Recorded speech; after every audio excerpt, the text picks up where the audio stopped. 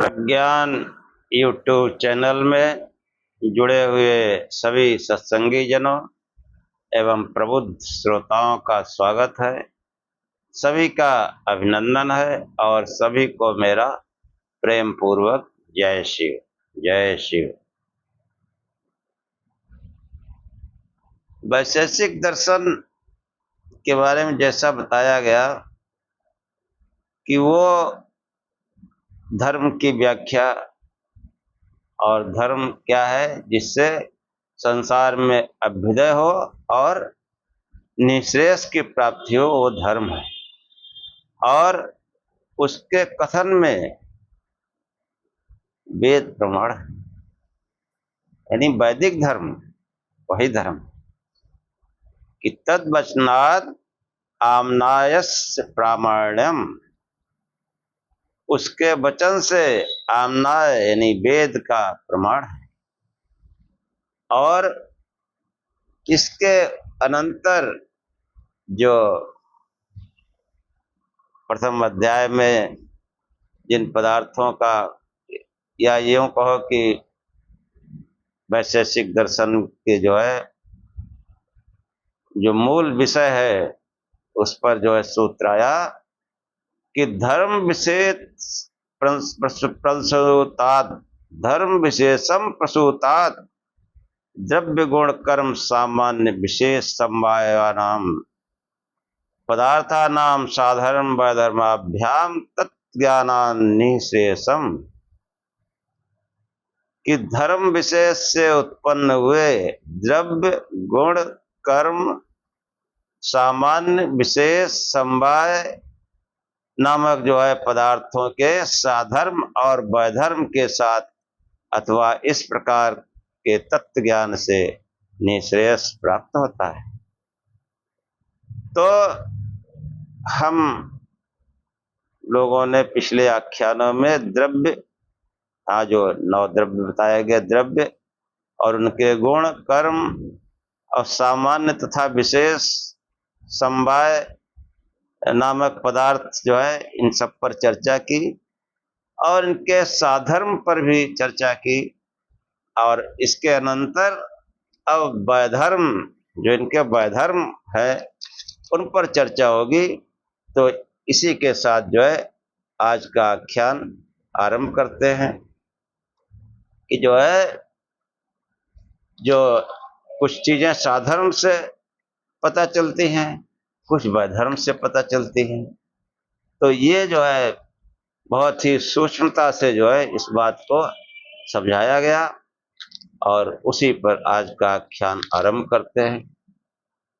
ओम असतो मा सद्गमय तमसो मा ज्योतिर्गमय मृत्योर्मामृतम गमय। हे परम गुरु परमात्मा, हमें असत्य से सत्य की ओर ले चलो, अंधकार से प्रकाश की ओर ले चलो तथा मृत्यु से अमरता की ओर ले चलो। कि कि द्रव्याणाम द्रव्य कार्य सामान्यम, कि अनेक द्रव्यों का द्रव्य कार्य एक होता है। ये समानता साधर्म का वर्णन पिछले आख्यान में किया गया कि जैसे द्रव्य का कार्य द्रव्य और गुणों का गुण है, क्या वैसे ही कर्मों का कार्य कर्म होता है। तो ये आचार्य बताते हुए कहते हैं कि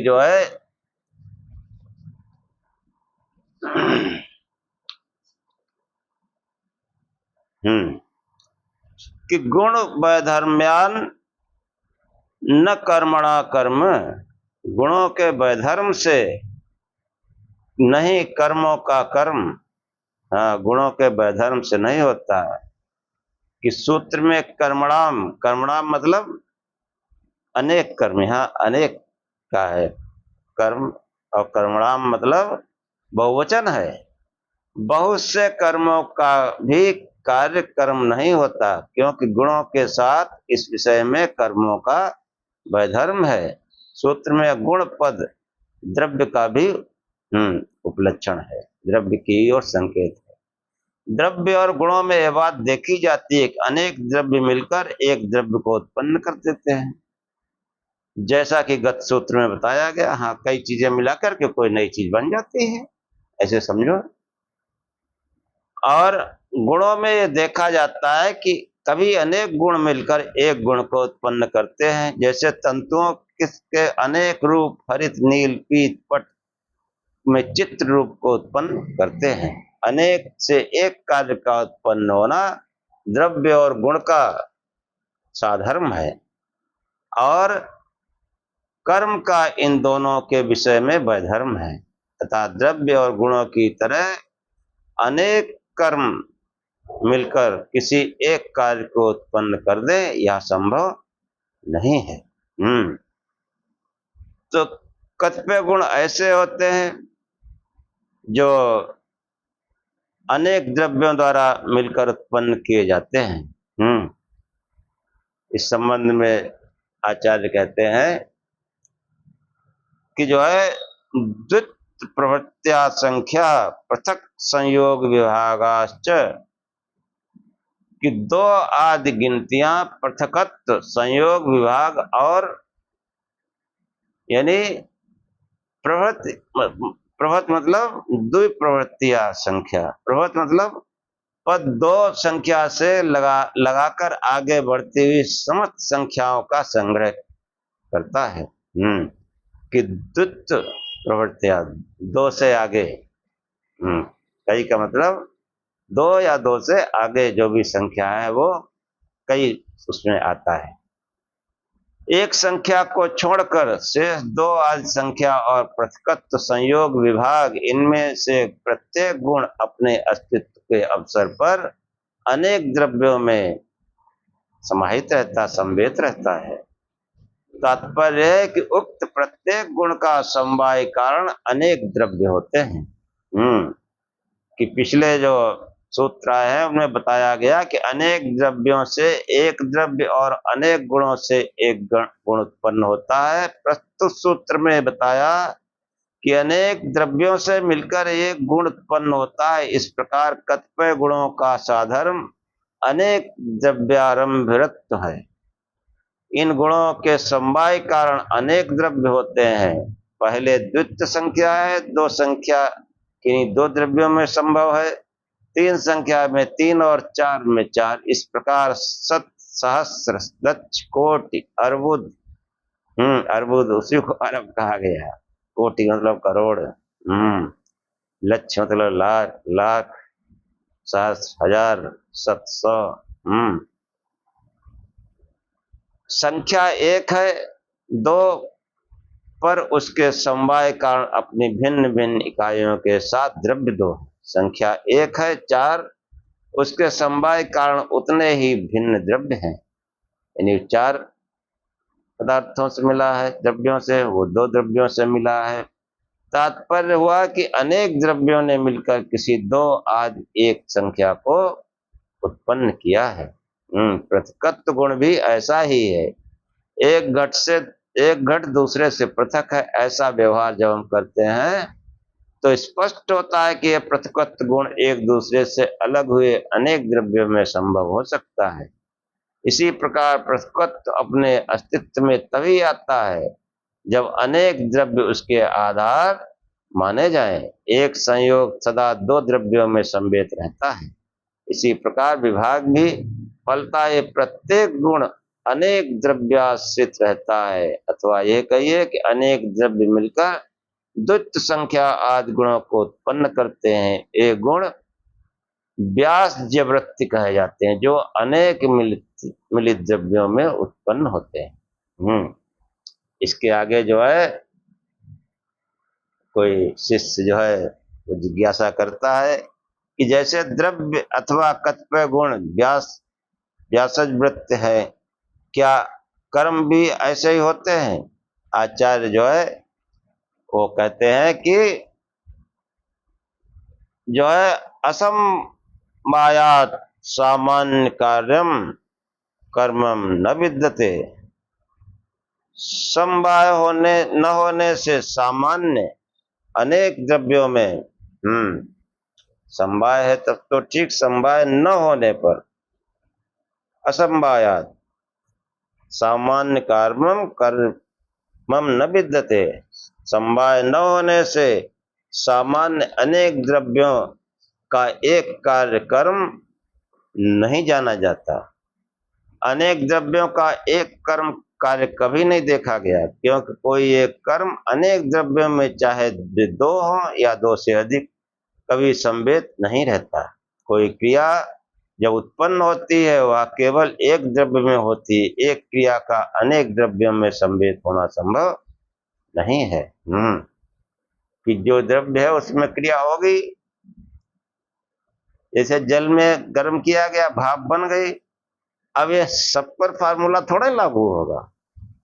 हाँ, तो ये यही बताने का यहाँ प्रयत्न किया गया कि वह जो है एक क्रिया का अनेक द्रव्यों में संवेद होना संभव नहीं है। जब क्रिया जिस द्रव्य में होगी वही एकमात्र द्रव्य उस क्रिया का समवायीकरण है।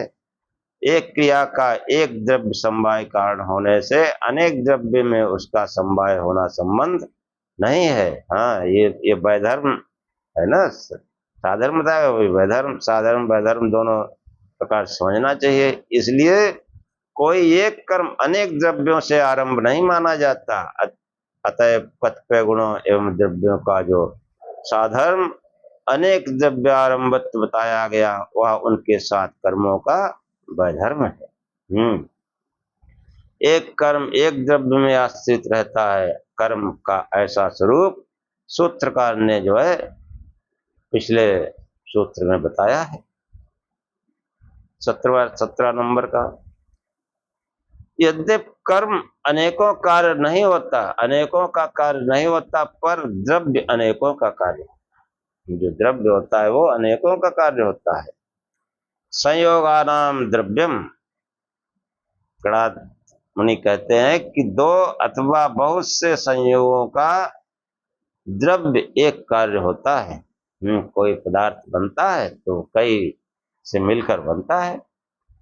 कि एक द्रव्य में समवाय कारण अनेक द्रव्य होते हैं।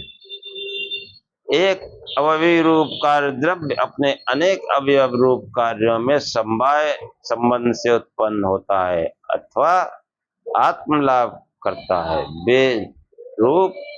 वे अनेक कारण द्रव्य अवयव कार्य द्रव्य एक अवयवी के समवायीकरण है। उस द्रव्य का असमवायीकरण उन अवयवों का संयोग है। अनेक अवयवों के परस्पर संयोग भी अनेक होंगे, वे संयोग एक अवयवी द्रव्य के आरंभक होते हैं।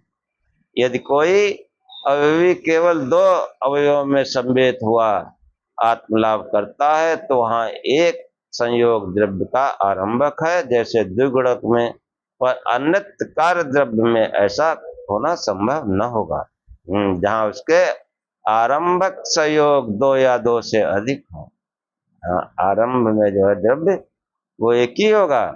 द्विगुणक के अतिरिक्त अन्य समस्त कार्य द्रव्य एक अवयव का आरंभ अनेक संयोगों से होता है, फलता अनेक संयोग एक अवयवी द्रव्य के आरंभक होते हैं।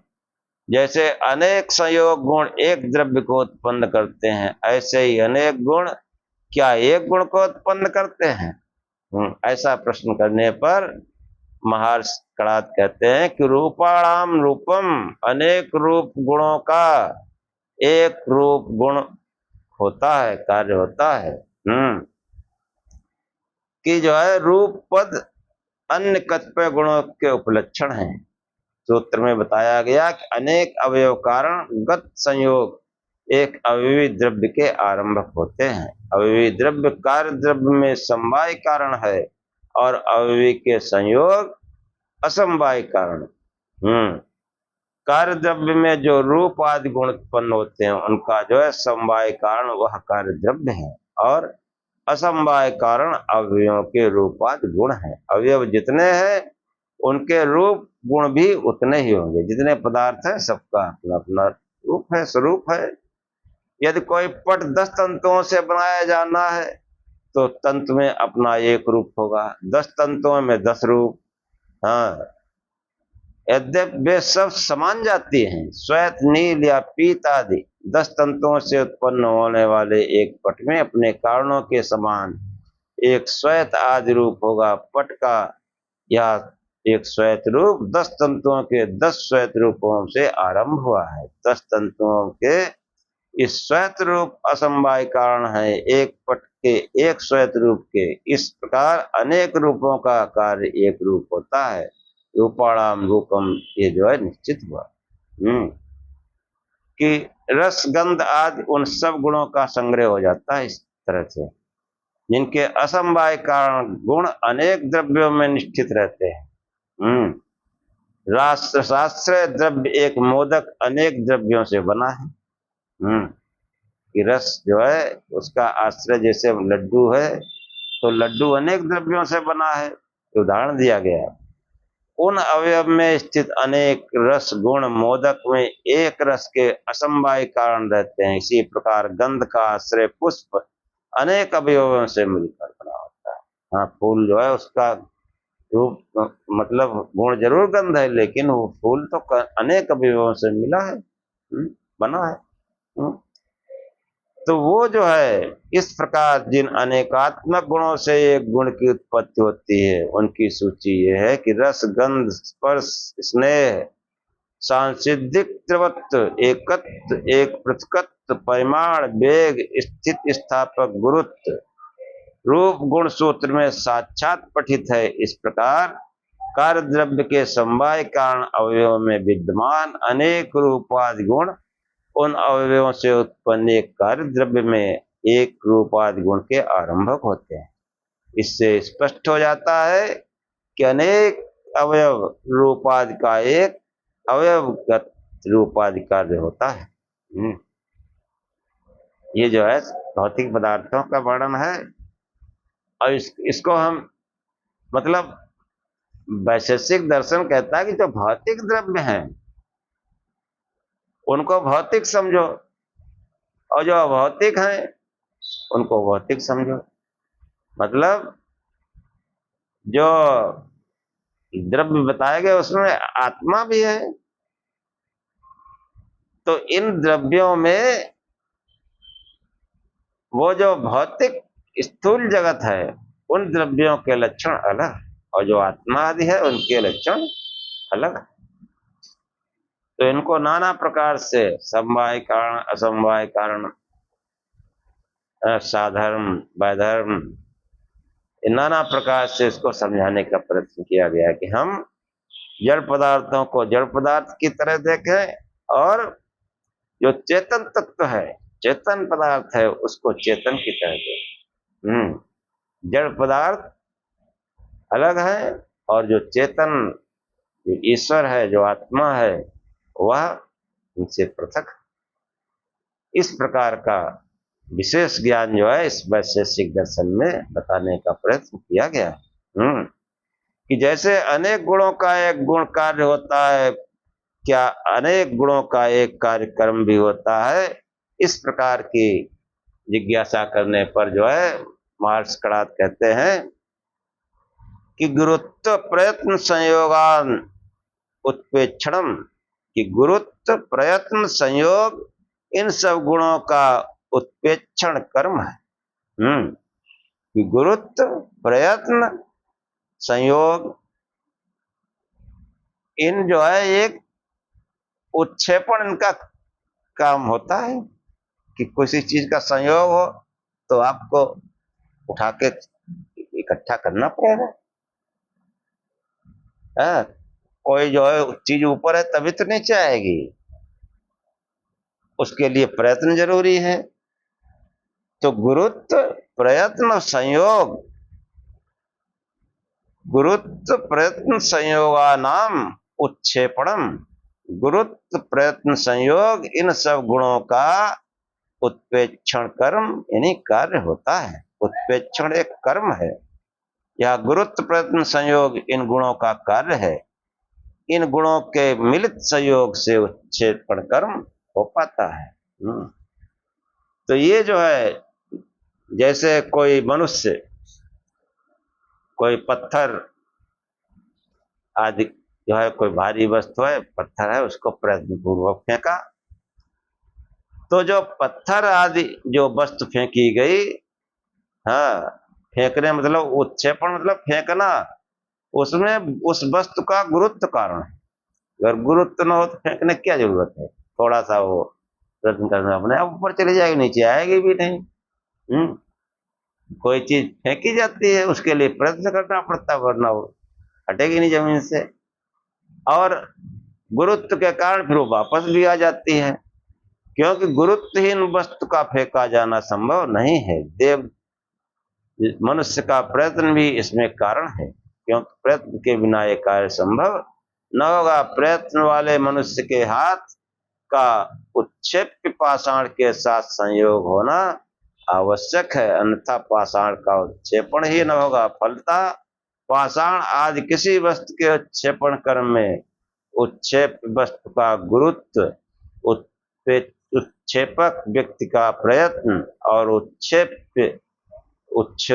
उत्क्षेपक का परस्पर संयोग, यानी ये जो है, ये तीनों गुण कारण होते हैं, इसलिए अनेक गुणों का एक कार्य उत्प्रेक्षण कर्म होता है। सूक्ष्म में उत्क्षेपण जो है पद से अवक्षेपण आदि कर्मों का भी आकलन हो जाता है। गुरुत्व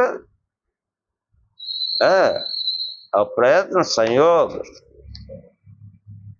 ये जो है गुरुत्व प्रयत्न संयोग, इन तीनों का एक कार्य जो है वो उत्क्षेपण है। अब शिष्य जो है जिज्ञासा करता है कि द्रव्यों का कार्य बताया, गुणों का कार्य बताया, परंतु कर्मों का कार्य नहीं बताया। क्या कर्मों का कभी कोई कार्य होता ही नहीं? आचार्य जो है विचार करके स्मरण करते हुए बताते हैं कि संयोग विभागाश्च कर्मणाम, संयोग विभागाश्च कर्मणाम, कि संयोग विभाग और कर्मों के कार्य हैं। ऐसा नहीं कि कर्मों का कोई कार्य न हो। हाँ, पहले जो है ये पढ़ा दिया गया कि संयोग विभाग और वेग का कारण कर्म होता है। संयोग विभाग वेग ये कर्म के कार्य हैं। कोई कर्म किया जाता है तभी संयोग होता है, अब विभाग यानी प्रतिकत्व होता है, और उसी से वेग प्राप्त होता है। हाँ, प्रस्तुत सूत्र में च पद से जो है वेग का ग्रहण कर लेना चाहिए। संयोग आदि कार्य के रहते कर्म के कार्य की नितांत न्यूनता नहीं।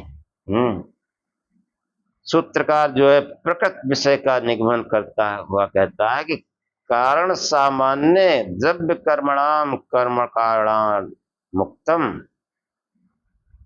कारण सामान्य द्रव्य कर्मणा कर्म कारणम उक्तम, साधारण रूप से कार्य बताए जाने वाले प्रकरण में द्रव्य और कर्मों का कर्म को अकारण कहा गया है। गत सूत्र में जहाँ द्रव्य आदि पदार्थों के कार्य कारण भाव का वर्णन किया है, वहां ये नहीं बताया कि कर्म किसी का कारण नहीं होता। वहां केवल इतना कहा है कि कर्म द्रव्य और कर्म का कारण नहीं होता। कतिपय सूत्रों का कारण तो वह होता ही है। फलतः इस प्रकार के विरोध का कोई मतलब नहीं है। कर्म को पहले कर्म को कारण कहा गया और यहाँ कर्म का कारण बताया जा रहा है। सूत्रकार ने जो है ये स्मरण कराया कि केवल द्रव्य और कर्म के प्रति कर्म की कारणता है, वह संयोग आदि का कारण तो होता ही है। इस प्रकार जो है ये जो धर्म विशेष पशुतात, हाँ, इन सब लक्षणों पर मार्च कड़ाद ने जो है बताने का प्रयत्न किया गया। कि ये जो है जो प्रथम अध्याय का जो प्रथम भाग है उसमें ये द्रव्यों के गुण जो है और लक्षण और कर्म गुण, लक्षण और कर्म सभी दिव्यों के बताए गए, और उसमें साधर्म और वैधर्म। हाँ, तो ये वस्तुतः जो है, इसका प्रयोजन इतना ही है कि हम भौतिक जो जगत है उनको समझें, उनसे अपनी आवश्यकताओं की पूर्ति करें, उनकी उपासना में न लग जाएं। जो उपासना है, जो साधना है, वो चेतन तत्व की है। किन भौतिक पदार्थों के ज्ञान होने से हमारा संसार में अभ्युदय होता है, और फिर भी ये भौतिक पदार्थ हमको शांति प्रदान नहीं कर सकते। ये भौतिक पदार्थ की बहुतायत प्रबलता होने पर भी दुखों का विनाश नहीं होता। हाँ, चाहे कोई बड़ा आदमी हो, चाहे छोटा आदमी हो, सबके पास जो है कोई न कोई दुख और कष्ट बने ही रहते हैं। ऐसा कोई विचारवान विवेकी व्यक्ति जब ये समझता है कि इन पदार्थों से दुखों की निवृत्ति नहीं हो सकती, कुछ पल के लिए हो जाती है भौतिक पदार्थों से, लेकिन पूर्ण रूप से निवृत्ति नहीं हो सकती, तब वो जो है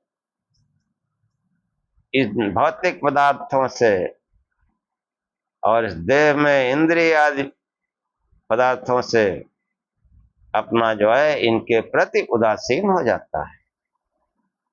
हाँ, कि वो जो है ये सब कार्य है द्रव्य आदि, और वो ईश्वर जो है वो अकर्ता है, वो अकृत है। हाँ, उपनिषदों में उसको अकृत कहा गया। तो कृत से कृत पाया जा सकता है, अकृत नहीं, ऐसा उसके विचार आता है। मुंडक उपनिषद में एक मंत्र आया है इस संबंध में कि परीच्छ लोकान कर्म चित्तान ब्राह्मणो निर्वेद मायन अस्ति अकृता कृतेन सविजानार्थं गुरुमेवाधिगच्छत् समित् पाणिश्रोत्यं ब्रह्मनिष्ठम्। परिच्छिल्लोकान कर्म चित्तान ब्रह्म, चित्त से ब्रह्म को विवेकी व्यक्ति जो सत असत पर विचार करता है, वो कोई भी हो सकता है, किसी कुल में पैदा हुआ हो सकता है। चित्त जो है, चित्त में जब ये अवस्था आती है जो इस मंत्र में बताई गई है, वो जो है वो ब्राह्मण कहलाता है, चित्त से, जन्म से नहीं। कि परीच्छ लोकान कर्म चित्तान ब्राह्मणों, कोई चित्त से ब्राह्मण व्यक्ति, ज्ञान की इच्छा रखने वाला व्यक्ति इन लौकिक कर्मों की परीक्षा करता है कि लौकिक पदार्थ, भौतिक पदार्थ, स्थूल जगत, ये जो है इनसे भौतिक पदार्थ ही प्राप्त किए जा सकते हैं, भौतिक सुख संपदा इनसे प्राप्त की जा सकती है, और इनसे जो है वो अकृत, हाँ, नहीं पाया जा सकता। वो ईश्वर, वो परमात्मा अकृत है, और जितना कृत है वो सब प्रकृति और प्रकृति के पदार्थ है। वो परमात्मा, वो ईश्वर जो है वो अकृत है, इसलिए वो जो है इन भौतिक पदार्थों से वो उदासीन हो जाता है। निर्वेद मायन, निर्वेद मतलब इन भौतिक पदार्थों से वो उदासीन हो जाता है, इसमें उसकी अनुरक्ति नहीं रहती। परिच्छ लोकान कर्म चित्तान ब्राह्मणो, निर्वेद मायन नास्त्य कृता कृतेन सब जानार्थम गुरुमेवाधिगच्छत्। ऐसे उस अकृत को जानने के लिए कि परमात्मा जो है वो अकृत है, उसको कृत से नहीं पाया जा सकता। इसीलिए देखो योग में क्या है, बस समस्त इंद्रियों को रोककर उस मन में लगाना पड़ता है, उसको जो है इस आज्ञा चक्र में उसकी धारणा करनी पड़ती है। हाँ, क्यों अकृत कैसा है, वो प्रकाश स्वरूप है। अब इस बात को जानने के लिए वो किसी गुरु आचार्य के पास पहुंचता है। अब आचार्य भी कैसा हो, श्रोत्यम ब्रह्मनिष्ठम, वो श्रोतीय हो, मतलब वेद मार्ग का जो है प्रवचन करने वाला हो, वेद मार्ग का उपदेष्टा हो, और जिसकी ब्रह्म में निष्ठा हो। हाँ, ये भौतिक पदार्थों अरबों खरबों संपत्ति आश्रम बनाए हैं, ये ब्रह्मनिष्ठ है। ये भौतिक पदार्थों में इनकी निष्ठा आसक्ति अभी नहीं गई है, उसी के जोड़ घटाना में लगे रहते हैं। भजन क्या करेंगे, योग क्या करेंगे। इसलिए वो आचार्य जो वेदों का वैदिक उपदेश करता हो, ये पाखंड नहीं, पाखंड नहीं। मास दिवस का दिवसवाद मरम ले जाने को, ये ज्ञान है, बाल समय बच्चलियो, ये ज्ञान है। हाँ, इसीलिए जो है कैसा आचार्य हो, श्रोती हो, ब्रह्मनिष्ठ हो, उसके पास उसके सम्मुख समित पाड़ी बहुत विनम्रता पूर्वक हाथों को जोड़कर हाथ में संध्या लेकर जाना चाहिए। तो ये जो है भौतिक पदार्थों का ज्ञान जो होता है उससे संसार में अभ्युदय होता है। जैसा कि कड़ाद उन्हीं ने कहा कि ये तो अभ्युदय निश्रेय सिद्धि सधर्मा, कि जिससे संसार में अभ्युदय हो, भौतिक पदार्थों के ज्ञान से अभ्युदय होता है, सांसारिक पदार्थों की प्रचुरता जो है हो जाती है, यही अभ्युदय है। और इन भौतिक पदार्थों से भी जो है दुखों की कष्टों की निवृत्ति नहीं होती। एक हटा दूसरा खड़ा, एक हटा दूसरा खड़ा, इनका जो है अत्यंत निवृत्ति हो जाए इनसे दुखों से, तो उसके लिए वो सांख्य में जो है कपिल मुनि ने अत्यंत पुरुषार्थ कहा है। अत्यंत पुरुषार्थ मतलब जो ये लौकिक पदार्थों का संग्रह, ये पुरुषार्थ है कि हमारी रोजमर्रा की जो है कैसे काम चलेंगे, खाएं पिएंगे कैसे, कैसे हमारे परिवार का पालन होगा। तो पुरुषार्थ तो आवश्यक है, लेकिन ये अत्यंत पुरुषार्थ नहीं। और पुरुषार्थ से क्या होता है कि हम अपने कष्टों को कष्टाते रहते हैं, हम उनको हटाते रहते हैं। बीमारी आएगी, इलाज करा लेंगे, पैसा है, हाँ, घर द्वार बना लेंगे, हाँ, सब व्यवस्था कर लेंगे, मेहमान आएंगे उनकी आवभगत भी कर लेंगे, क्योंकि भौतिक पदार्थों की प्रचुरता है, पैसा है। लेकिन इनसे जो है दुखों की अत्यंत निवृत्ति हो जाए, ये संभव नहीं है। इसलिए दुखों की अत्यंत निवृत्ति के लिए अत्यंत पुरुषार्थ करना पड़ता है। वो अत्यंत पुरुषार्थ ही योग है। यह समस्त चित्तवृत्तियों को बाह्य पदार्थों से हटा करके उस आत्म स्वरूप में लगाया जाता है, उस आत्म चिंतन में लगाया जाता है, तब वो निःश्रेयस का पथिक बनता है। स्वामी विवेकानंद कहते हैं कि अपरोक्षानुभूति, उनके ज्ञान योग में 16 विषय पर चर्चा की, उसमें एक अपरोक्षानुभूति है कि वो कहते हैं जो अपरोक्षानुभूति यानी एक तो परोक्ष आंख खोल के सब देख रहे हैं, इंद्रियों से ज्ञान कर रहे हैं, और एक अप्रोच जो सब ये इंद्रियों को शांत करके इनके ज्ञान प्रवाहों को रोक करके जो हम ज्ञान करते हैं, अनुभूति करते हैं, का जो अप्रोचानुभूति नहीं करता वो कुछ भी करता हो भजन नहीं करता है। कुछ भी करो, अगर अप्रोचानुभूति नहीं करते यानी ध्यान नहीं करते तो कोई भजन नहीं। इसलिए जो है ध्यान करो, उस प्रकाश स्वरूप का ध्यान करो। सभी संत शास्त्र कहते हैं कि वो प्रकाश स्वरूप है।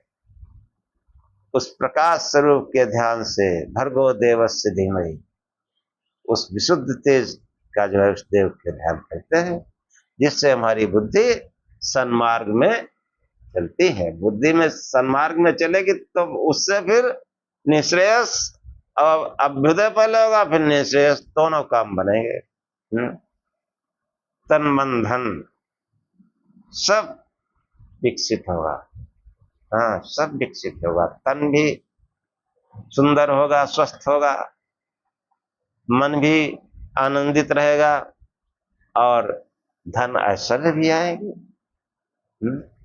इसलिए खूब शिव शिव जपो, प्रकाश स्वरूप से ध्यान करो और इन आख्यानों को पूरे मनोयोग से सुनते रहो। कोई प्रश्न तर्क हो तो अवश्य करें। और इसी के साथ आज का आख्यान समाप्त करते हैं।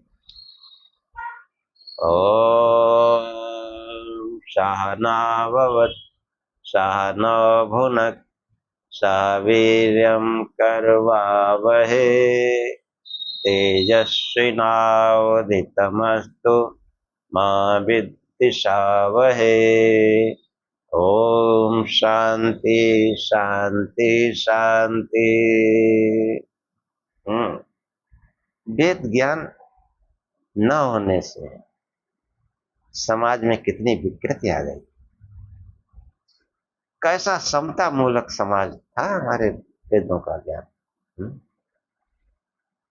कि आचार्य और शिष्य में कोई अंतर नहीं। प्रार्थना कही गई, हे परमात्मा सा नौ अवतु। हम नौ मतलब हम दोनों की, हम दोनों यानी श्रोता और वक्ता, आचार्य और शिष्य, उपदेष्टा। हाँ, गुरु भी कह सकते हो, लेकिन गुरु हम नहीं कहते। गुरु तो परमात्मा है। गुरु के नाम से फिर ये सब पाखंडी खड़े हो जाएंगे। इसलिए वेदों को आधार बनाकर सत्संग करो, बुद्धि लगाकर। हाँ, तर्क करो। न्याय शास्त्र में वही है कि जब प्राचीन ऋषि वैदिक ऋषि नहीं रहे तो मनुष्य जो है वो पहुंचे ब्रह्मा जी के पास कि अब हमको कैसे ज्ञान होगा। निरुक्त में आया है तो उन्होंने तर्क ऋषि प्रदान किया कि अब इस युग में, कलयुग में तर्क द्वारा ज्ञान होगा। बिना तर्क के आप शिक्षा क्षेत्र में आगे नहीं जा सकते जब तक मनन चिंतन विचार नहीं करेंगे। अध्यात्म कैसे चले जाएंगे? जो कोई जो कुछ बक रहा है हम सुन रहे हैं, ये कोई अध्यात्म है? हाँ, चाहे वो 1200 किलोमीटर की मुंह फैलाने वाली औरत हो और चाहे सूरज निकल जाए कोई, चाहे सूरज 1 महीने तक खड़ा रहे, ये कौन सा ज्ञान है? हाँ, इसलिए जो है तर्क करो और वेद सम्मत सत्संग करो। वेद सम्मत जो न्याय शास्त्र में जो वाद कथा है, कथा प्रसंग, कथा मतलब कथन, ये किससे कहानी नहीं, किसी महापुरुष की, किसी राजा रानी जीवन चरित्र जो है उसको कथा कह दिया। कथा मतलब जिसमें कथन हो, कोई प्रतिज्ञा की जाए, जिससे ब्रह्म सत्य जगत मिथ्या, ये कथा है। अब इस पर विचार करो कि जो सत्य है वो क्या है और मिथ्या क्या है। हाँ, जगत मिथ्या, जो भी पदार्थ गतिमान है वो मिथ्या है, वो ब्रह्म नहीं है। ऐसे बात कथा के द्वारा जो है हमको यथार्थ ज्ञान होता है। तो सहनाववत उसी वेद में कहा गया कि हे परमात्मा, हम दोनों की कोई भेद ही नहीं है। उम्र के हिसाब से एक दूसरे का सम्मान होता है, लेकिन भेद नहीं। हे परमात्मा, हम दोनों के साथ साथ रक्षा करें, साथ साथ पालना करें, यानी हम लोग सानो भनक साथ साथ भोजन करें, एक साथ बैठकर। सहवीर्यम करवावहै, हम दोनों साथ साथ पुरुषार्थ करें, पराक्रम करें, बल को बढ़ावें। ये नहीं आचार्य बैठे लड़के वो शिक्षक काम में लगे हैं, एक बैठा खाली बैठा है, वो या तो कुछ काम कर रहा हो, कोई और काम कर रहा हो। हाँ, लेकिन ये थोड़े कोई शासक थोड़े बैठा है, काम करो, मिलजुल के करो। हाँ, ईशावीर्यम करवावे तेजस्वी नावधितमस्तु, हमारा पढ़ा पढ़ाया एक साथ संसार में फैले, तेजस्विता को प्राप्त करे। इसलिए आप जो इस सत्संग में जो सुनते हैं, दूसरों को भी बताएं। सोशल मीडिया का युग है, स्वयं सुने, दूसरे को बताएं, न बताएं तो दूसरे को वीडियो फॉरवर्ड करें, लाइक सब्सक्राइब करें। हाँ, इससे हमारा मनोबल बढ़ेगा, सहयोग होगा। कि तेजस्वी नावधितमस्तु मां विद्विषावै, हम आचार्य और शिष्य आपस में द्वेष न करें। द्वेष भाव से जो है उन्नति नहीं हो सकती है, खास तौर से आचार्य शिष्यों में। हाँ, आचार्य भी शिष्यों में भेद करते हैं, अपना पराया करते हैं, और शिष्य भी आचार्य में जो है वो कमियां निकालते हैं, द्वेष भाव करते हैं। ऐसे कुछ नहीं होना, बेकार है कि हम आपस में द्वेष न करें। हाँ, देखो कितना वैदिक उच्च ज्ञान है। सह नाववत् सह नो भुनक्तु सह वीर्यं करवावहै तेजस्विनावधीतमस्तु मां विद्विषावहै। ओम शांति शांति शांति। हे परमात्मा, हम दोनों आचार्य और शिष्य को, श्रोता और वक्ता को तीनों प्रकार की शांति प्राप्त हो, हमारे जीवन में आध्यात्मिक यानी शरीर संबंधी कोई रोग बीमारी न हो, आदिदैविक कोई दैवी आपदा ना आए। हाँ, कोई मालूम पड़ा ओले गिर गए, बिजली गिर गई, तमाम नष्ट हो गया, आदमी नुकसान हो गया, ऐसी कोई दैवी आपदा ना आए। और अन्य प्राणियों से भी हमको कोई नुकसान न हो, जैसे बिच्छू काट लिया, सांप काट लिया। हाँ, तमाम प्राणियों से किसी ने टक्कर मार दी मोटरसाइकिल कि जो है दैहिक दैविक भौतिक तीनों प्रकार के तापों से, तीनों प्रकार के दुखों से हम दोनों की अत्यंत निवृत्ति हो। ओम शांति शांति शांति। जय शिव।